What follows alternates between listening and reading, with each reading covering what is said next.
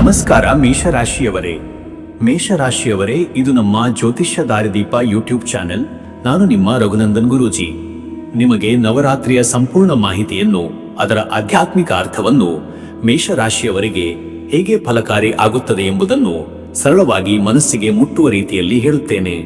ನಮ್ಮ ಚಾನೆಲ್ಗೆ ಸಬ್ಸ್ಕ್ರೈಬ್ ಮಾಡಿ, ಲೈಕ್ ಮಾಡಿ, ನಿಮ್ಮ ಸ್ನೇಹಿತರಿಗೆ ಹಂಚಿಕೊಳ್ಳಿ. ಏಕೆಂದರೆ ಈ ಮಾಹಿತಿಯು ಕೇವಲ ನಿಮಗಲ್ಲ, ಎಲ್ಲರಿಗೂ ಬೆಳಕು ತರುವ ದಾರಿದೀಪ. ಮೇಷರಾಶಿಯವರು ಸ್ವಭಾವತಃ ಬೆಂಕಿಯಂತೆ.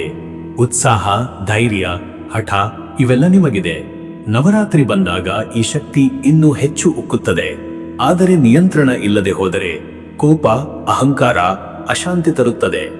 ಆದ್ದರಿಂದ ಈ 9 ದಿನಗಳು ನಿಮ್ಮ ಜೀವನಕ್ಕೆ ಶಕ್ತಿಯನ್ನು ಮಾತ್ರವಲ್ಲ, ಸಮತೋಲನ, ಶಾಂತಿಯನ್ನು ಸಹ ತರುತ್ತವೆ. ಮೊದಲ ದಿನ ಶೈಲಪುತ್ರಿ ದೇವಿ ಕೆಂಪು ಬಣ್ಣ ಧರಿಸಿದರೆ ಹೊಸ ಆರಂಭಕ್ಕೆ ದಾರಿ ತೆರೆದುಕೊಳ್ಳುತ್ತದೆ. ಎರಡನೇ ದಿನ ಬ್ರಹ್ಮಚಾರಿಣಿ ಬಿಳಿ ಬಣ್ಣ ತೊಟ್ಟರೆ ತಾಳ್ಮೆ, ಶಾಂತಿ ಹೆಚ್ಚುತ್ತದೆ. ಮೂರನೇ ದಿನ ಚಂದ್ರಗಂಟೆ ಹಳದಿ ಬಣ್ಣ ತೊಟ್ಟು ಭಯ, ನಕಾರಾತ್ಮಕತೆ ದೂರ ಮಾಡಿ ಧೈರ್ಯವನ್ನು ತುಂಬಿಕೊಳ್ಳಿ. ನಾಲ್ಕನೇ ದಿನ ಕುಷ್ಮಂಡ ಹಸಿರು ಬಣ್ಣ ತೊಟ್ಟರೆ ಆರೋಗ್ಯ, ಚೈತನ್ಯ ಪಡೆಯಿರಿ. ಐದನೇ ದಿನ ಸ್ಕಂದಮಾತೆ ಬೂದು ಅಥವಾ ಹಗುರ ಬಣ್ಣ ತೊಟ್ಟು ಕುಟುಂಬದಲ್ಲಿ ಸೌಹಾರ್ದ, ಮಕ್ಕಳ ಆಶೀರ್ವಾದ ಪಡೆಯಿರಿ. ಆರನೇ ದಿನ ಕಾತ್ಯಾಯಿನಿ ಗುಲಾಬಿ ಬಣ್ಣ ತೊಟ್ಟರೆ ಪ್ರೀತಿ, ದಾಂಪತ್ಯ ಜೀವನದಲ್ಲಿ ಸಮತೋಲನ ಬರುತ್ತದೆ. 7ನೇ ದಿನ ಕಾಳರಾತ್ರಿ ನೀಲಿ ಬಣ್ಣ ತೊಟ್ಟು ಕೋಪ, ಅಹಂಕಾರ, ನಕಾರಾತ್ಮಕ ಶಕ್ತಿಗಳನ್ನು ದೂರ ಮಾಡಿಕೊಳ್ಳಿ.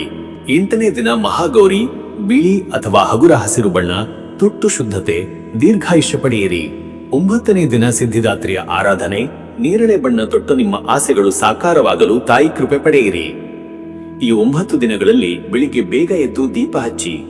ದೊಡ್ಡ ಮಂತ್ರ ಪಠಣ ಮಾಡಬೇಕೆಂದು ಒತ್ತಡ ಬೇಡ. ಹೃದಯದಿಂದ ಬರುವ ಒಂದು ಮಾತೆ ಸಾಕು. ಅಮ್ಮ, ನನಗೆ ತಾಳ್ಮೆ ಕೊಡು, ಶಕ್ತಿ ಕೊಡು. ಸಂಜೆ 10 ನಿಮಿಷ ಓಂ ದುಂ ದುರ್ಗಾಯೇ ನಮಃ ಪಠಿಸಿ. ಮನಸ್ಸಿಗೆ ಶಾಂತಿ ದೊರೆಯುತ್ತದೆ. ಮೇಷರಾಶಿಯವರಿಗೆ ವಿಶೇಷವಾಗಿ ಹೇಳಬೇಕಾದದ್ದು ಏನೆಂದರೆ, ಕೋಪವನ್ನು ನಿಯಂತ್ರಿಸಿ. ನಿಮ್ಮ ಸ್ವಭಾವವೇ ತೀವ್ರ, ಆದರೆ ಈ ದಿನಗಳಲ್ಲಿ ತಾಯಿ ಶಕ್ತಿ ನಿಯಂತ್ರಣ ಕಲಿಸುತ್ತಾಳೆ. ಆರ್ಥಿಕವಾಗಿ ದೊಡ್ಡ ಖರೀದಿ, ಹೊಸ ಹೂಡಿಕೆ ಬೇಡ. ಮೊದಲು ಹಳೆಯ ಕೆಲಸಗಳನ್ನು ಮುಗಿಸಿ.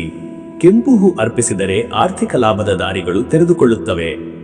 ಇನ್ನೂ ಒಂದು ಮಹತ್ವದ ಅಂಶವೆಂದರೆ, ಈ ದಿನಗಳಲ್ಲಿ ಬಡವರಿಗೆ ಅನ್ನ, ಹಣ್ಣು, ಬಟ್ಟೆ ಕೊಡಿ. ಸೇವೆ ಮಾಡಿದರೆ ತಾಯಿ ಶಕ್ತಿ ಇನ್ನಷ್ಟು ಬಲವಾಗಿ ಹರಿಯುತ್ತದೆ. ಮೇಷರಾಶಿಯವರು ಸಾಮಾನ್ಯವಾಗಿ ನಾನು ನನಗೆ ಅನ್ನೋ ಸ್ವಭಾವ ಇಟ್ಟುಕೊಳ್ಳುತ್ತಾರೆ. ಆದರೆ ನವರಾತ್ರಿಯಲ್ಲಿ ಇತರರಿಗೂ ಅನ್ನೋ ಭಾವನೆ ಬೆಳೆಸಿದರೆ ನಿಮ್ಮ ಜೀವನ ಇನ್ನೂ ಸುಂದರವಾಗುತ್ತದೆ. ಭಜನೆ, ಹಾಡು, ಮಂತ್ರ ಪಠಣಗಳಲ್ಲಿ ಪಾಲ್ಗೊಳ್ಳಿ.